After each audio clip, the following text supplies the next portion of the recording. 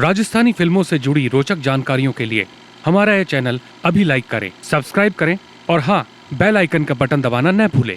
Marwari film नजराना और Rajasthani film बाबू सारी लाडली, नानी बाई को मायरो, बाबा रामदेव और बाबा रामदेव पीर। 5 फिल्मों में 3 फिल्में हिट और 2 फिल्म फ्लॉप होने के बाद राजस्थान की छठी फिल्म थी धनी लुगाई, जिसे बनाया था निर्माता निर्देशक आदर्श ने। इसके कथा और पटकथा भी आदर्श जी के थे, संवाद लिखे थे पंडित इंद्र ने, म्यूजिक एक बार फिर से पंडित शिवराम का था और गीतों का जादू पंडित इंद्र ने ही दिखाया था। ये फिल्म पारिवारिक पृष्ठभूमि पर बनी थी और इस फिल्म की खासियत ये थी कि राजस्थान में बनी हुई ये दोहरी भूमिका की पहली फिल्म थी जिसमें नायिका जयमाला ने डबल रोल किया था।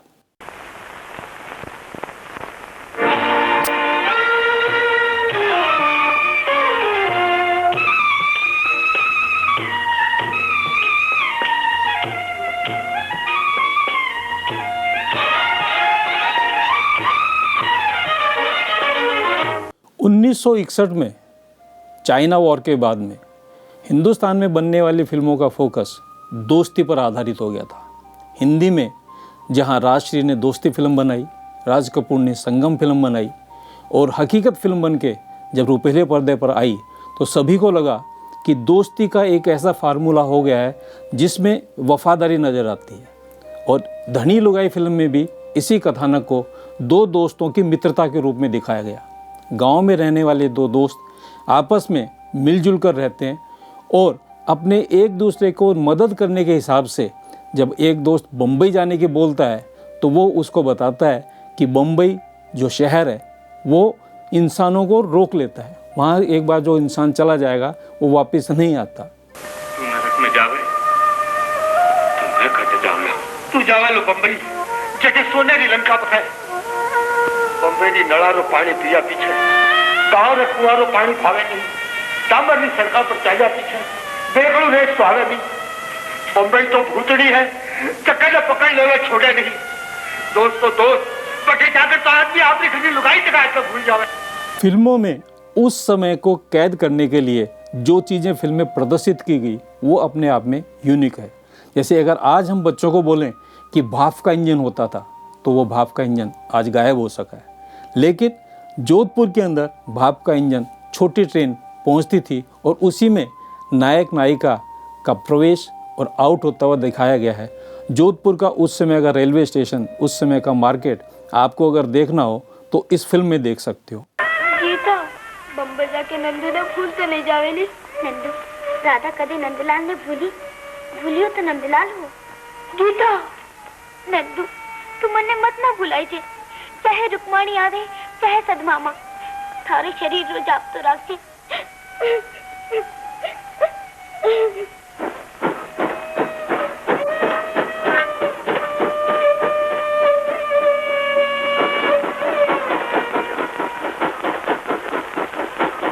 और इस फिल्म की दूसरी जो विशेषता थी वो थी इस फिल्म का एक बार फिर से पंडित शिवराम का संगीत और गीतकार पंडित इंद्र के बोलों का जादू। पारंपरिक संगीत को उन्होंने अपनी फिल्मी धुनों में बांधकर जो एक कमाल किया था वो अपने आप में सुनने लायक है, फिल्म के पर्दे पर देखने लायक है और हर इंसान उन गीतों को आज भी सुनता है और उन्हीं की नकल हिंदी फिल्मों में भी आपको देखने को मिलती है।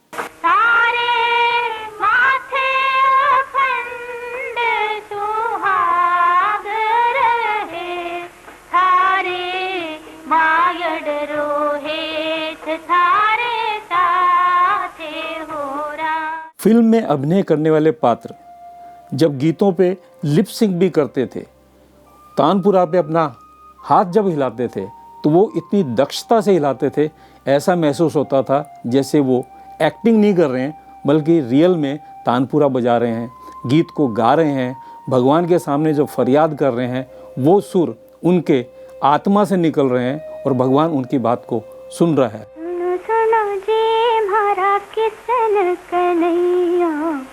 मनड़े राघा मारा थे जानो, मनड़े राघा मारा थे जानो जी जानो मनडेरा घाव मारा थे जानो।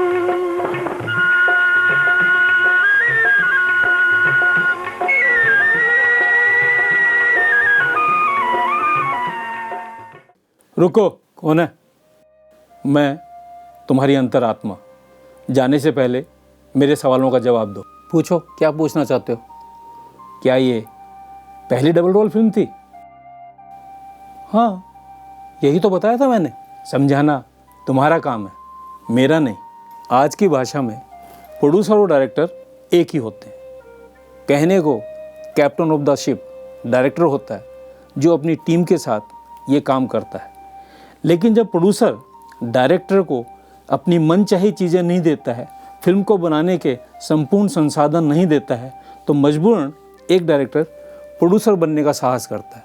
और ऐसे उदाहरण एक नहीं अनेकों हैं, जिनमें वी शांताराम है, गुरुदत्त, राज कपूर, B.R. चोपड़ा, रामानंद सागर। फिल्म की असली कमान डायरेक्टर के पास होती है, लेकिन डायरेक्टर वही सफल होता है जो अपने सपनों को साकार करने के लिए संपूर्ण सुविधाएं प्रोड्यूसर से प्राप्त करता है।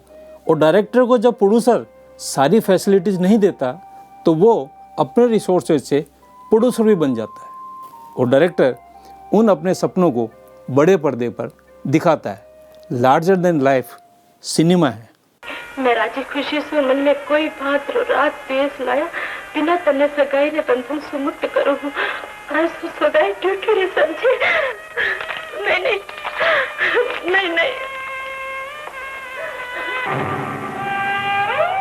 संगीत के साथ ही इस फिल्म के संवादों की अपनी एक अलग ब्यूटी थी। पंडित इंद्र का नाता स्टेज से था और वो सामाजिक सब विषय लिखने में अपने आप में पूर्ण दक्षता रखते थे। साउथ की उन्होंने बहुत सी फिल्में लिखी थी।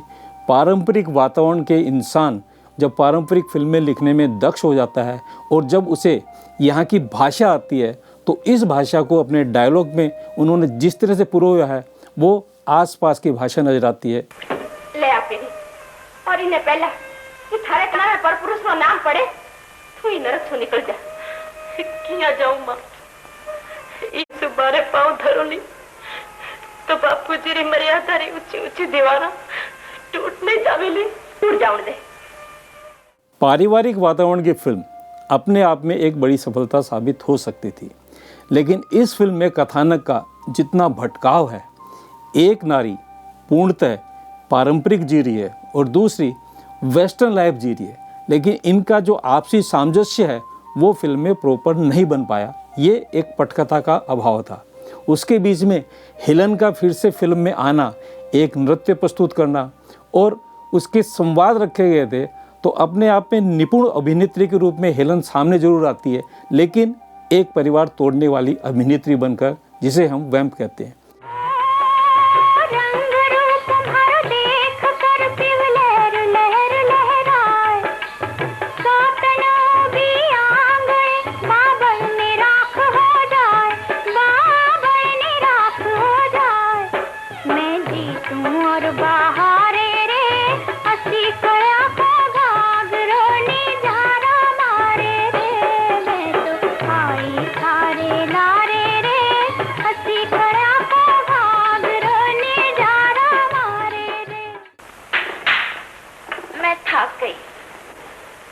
के वो नाचे। ले थक गए, अब तू नाच। स्वामी, घर इज्जत टक्का करने में शान समझ लिया हो। राजस्थानी फिल्मों में कव्वाली की जहाँ बात आती है, तो फिल्म में पहली बार कव्वाली धनी लुगाई में प्रस्तुत की गई। कव्वाली अपने आप में एक ऐसी विधा है जो अजमेर में दरगाह शरीफ में गाई जाती है, लेकिन फिल्म में उसको पारंपरिक संगीत को बदलकर एक कव्वाली के फॉर्म में पेश करना इस फिल्म का एक नायाब प्रयोग था। मारो बितो हो वेला ब्याव, नाज में तो नाजुकड़ी, हमें सेवरो बंधावन रो चाव, सुन मारी फूल झड़ी। मारो बितो हो वेला ब्याव, नाज में तो नाजुकड़ी, सेवरो बंधावन रो चाव सुन मारी फूल झड़ी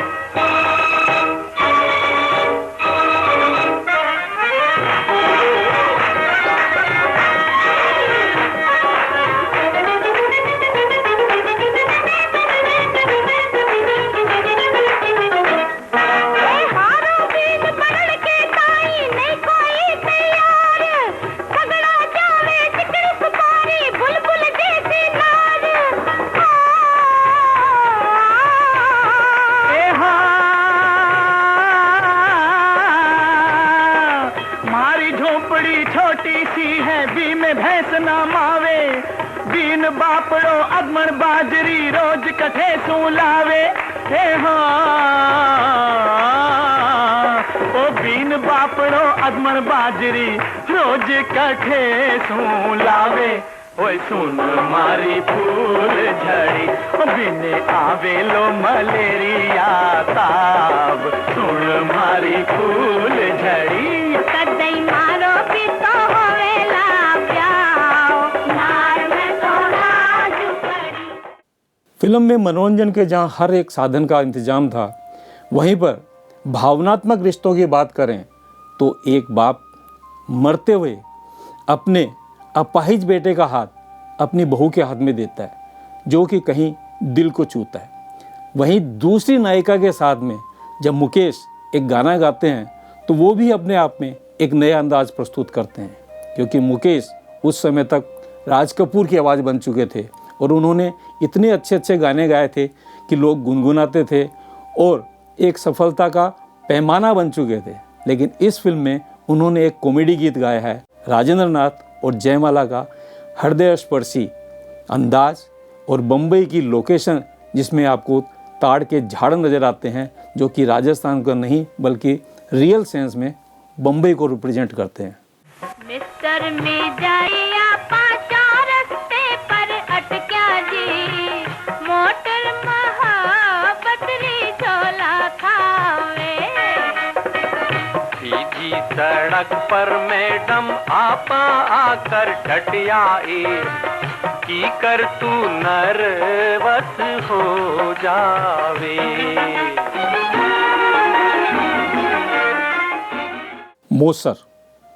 मोसर अपने आप में समाज में व्याप्त एक कुरीति है और इन कुरीतियों का फिल्मों में एक फिल्मकार के नाते प्रस्तुत करना उनका उद्देश्य होता है। इस फिल्म में भी इस कुरीति को दर्शाया गया है, किस प्रकार एक गरीब इंसान लोन लेकर कर्ज लेकर पूरा समाज को जिमाता है, जिसे एक मोसर कहा जाता है। उस मोसर की कुरीति के कारण ही हमारा समाज बहुत पीछे है और जीने वाले इंसान भी उसको ना तो कोई धन्यवाद करते हैं बल्कि एक कर्ज के अंदर डुबोकर चले जाते हैं और खाने के अंदर सिर्फ कमियां निकालते हैं। मोसर करियो है तो मिजाज में काय मरे है, रह तो ला रह तो लाऊं सर लाऊं।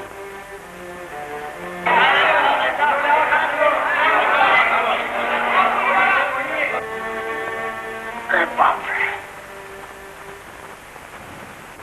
तू मुझे काक रहे हो तब मोती सरी के बत्ते से टूट गई। जीवन में न कोई लून न लखन, सिरे तो साफ फिक्को है फिक्को। सामाजिक व्यवस्था में पति पत्नी और हमारी राजस्थानी फिल्म में धनी लुगाई एक पारंपरिक परिवेश में और पाश्चात्य परिवेश में जिन उत्तरदायित्वों का निर्वाह करते हैं वो इस फिल्म में दिखाया गया है। पत्नी धर्म को समझाया गया है और वही पाश्चात्य सभ्यता के अंदर वो बहन जब अपनी बहन के साथ हुए अन्याय का बदला लेती है तो अपने आप में ये चीज़ स्पष्ट होती है कि पत्नी का धर्म सिर्फ पति का सेवा ही नहीं बल्कि अपनी बहन को उससे उसके अधिकार दिलवाना भी है। फिल्म का ये यूनिक सब्जेक्ट अपने आप में बाद में हिंदी फिल्मों में दोहराया गया। सीता और गीता इसका प्रमाण है, मानव के रूप में राम और श्याम इसका प्रमाण है। हवा महल का 10 दरवाजा दिवलो झोला खा ओ प्रीत की रीत निभावे सजनी जोत न बुझने पाए जोत न बुझने पाए काई फल सजनी पासी क्यों आई सास रे हो मुख दर्शन री प्यासी आई किण रे आस रे हो पति चरणारी दासी। अगर आपको हमारा ये एपिसोड पसंद आया तो आप देखते रहिए फिल्मोदय। फिल्मोग्राफी में प्रस्तुत होने वाले फिल्मोदय के हर एपिसोड को आप सब्सक्राइब कीजिए, देखिए, कमेंट कीजिए और लाइक कीजिए। फिल्मोदय, राजस्थानी फिल्मों की यात्रा।